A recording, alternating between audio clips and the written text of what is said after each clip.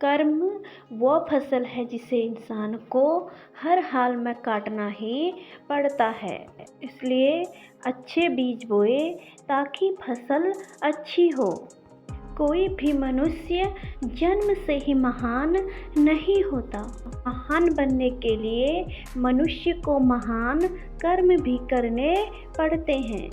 याद रखना, अगर बुरे लोग समझाने से समझ जाते तो बांसुरी बजाने वाला भी कभी महाभारत नहीं होने देता।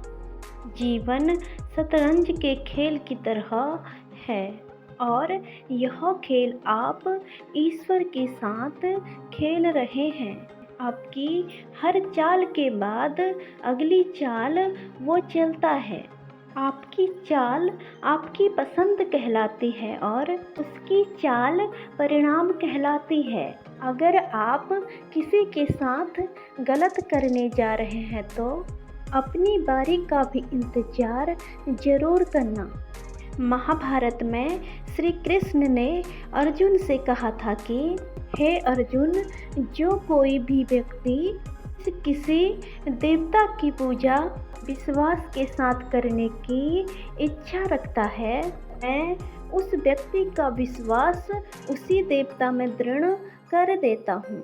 मनुष्य को इस बात का घमंड नहीं होना चाहिए कि उसे जीवन में किसी की भी आवश्यकता नहीं पड़ेगी और इस बात की भी गलतफहमी नहीं होनी चाहिए कि उसकी ज़रूरत हर किसी को होगी।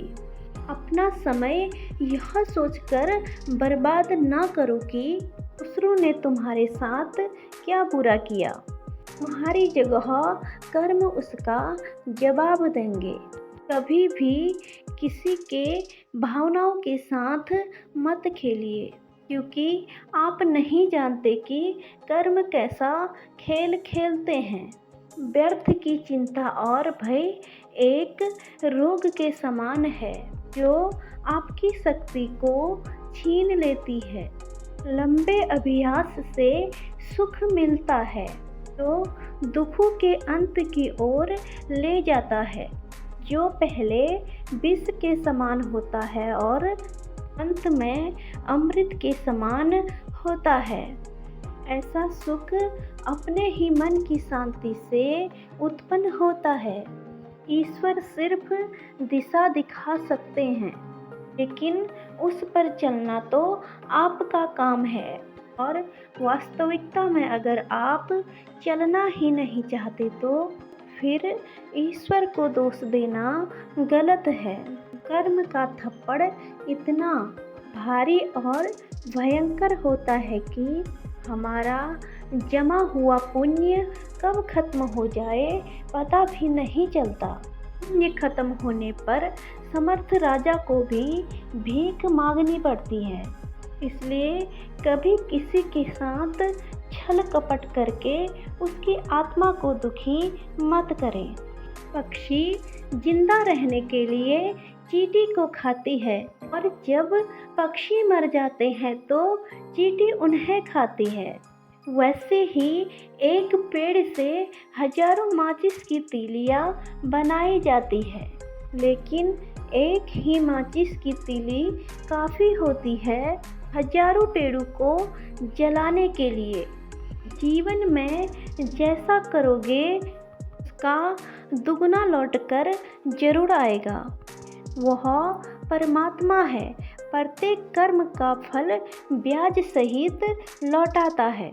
अच्छे कर्म करके आपको ज़्यादा कुछ ना मिले तो रात को सुकून भरी नींद तो होगी। अहंकार भी आवश्यक है जब बातें अधिकार, चरित्र और सम्मान की होती है। जो बुरा लगे उसे त्याग दो, फिर चाहे कर्म हो, विचार हो या मनुष्य। किसी ने तकलीफ दी है तो उस पर ध्यान मत दो। ना आप उसके बारे में सोचोगे उतनी ही तकलीफ होगी। अगर उस पर ध्यान न देकर उससे कुछ सीखते हैं तो आपको ज़िंदगी आगे ले जाएगी। अपने बुरे समय में ईश्वर और समय पर विश्वास जरूर रखें, क्योंकि समय कोयले को हीरा बना देता है और ईश्वर रंग को भी राजा बना देता है। हर कीमती चीज को उठाने के लिए झुकना ही पड़ता है। माँ और पिता का आशीर्वाद भी इनमें से एक है। खाली हाथ आए और खाली हाथ ही वापस चले जाएंगे। आज तुम्हारा है और कल किसी और का होगा। अगर तुम्हें किसी ने दुखी किया है तो बुरा मत मानना। लोग उसी पेड़ पर पत्थर मारते हैं जिसके फल ज़्यादा मीठे होते हैं। पूरी दुनिया जीती जा सकती है संस्कार से, और जीता हुआ आदमी भी हार जाता है अपने अहंकार से। अपनी ऊंचाई पर कभी भी घमंड ना करना दोस्तों। सुना है बादल पानी पीने के लिए जमीन पर ही आते हैं। दुआ कभी साथ नहीं छोड़ती और बद्दुआ कभी पीछा नहीं छोड़ती। मनुष्य या कोई भी जीव अपने भाग्य का निर्माता स्वयं होता है। जो जैसा कर्म करता है उसका भाग्य भी वैसा ही बन जाता है। कर्म के पास ना कागज है और ना कलम है, फिर भी सारे जगत का उसके पास हिसाब है।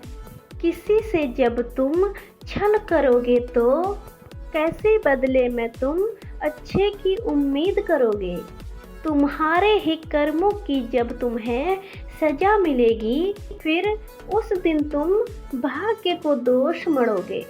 बुरे कर्म तुम जितने भी करोगे, बस इतना याद रखना कि सजा से तुम बच ना सकोगे। कुदरत जब किसी के साथ किए गए धोखे की सजा देती है तो याद रखना, बोलने लायक तो दूर, इंसान को रोने के काबिल भी नहीं छोड़ती। मनुष्य को उसके कर्म ही दंडित करते हैं और उसके कर्म ही उसको पुरस्कृत करते हैं। मनुष्य व्यर्थ ही अपने दुखों का ईश्वर को दोषी ठहराता है। व्यक्ति अकेले ही पैदा होता है और अकेले ही मर जाता है, और वह अपने अच्छे और बुरे कर्मों का फल स्वयं ही भुगतता है। फिर मिलेंगे दोस्तों एक नई वीडियो के साथ। तब तक के लिए आप अपना ख्याल रखना और हमेशा मुस्कुराते रहना। वीडियो पसंद आए तो लाइक, शेयर और सब्सक्राइब करें। धन्यवाद।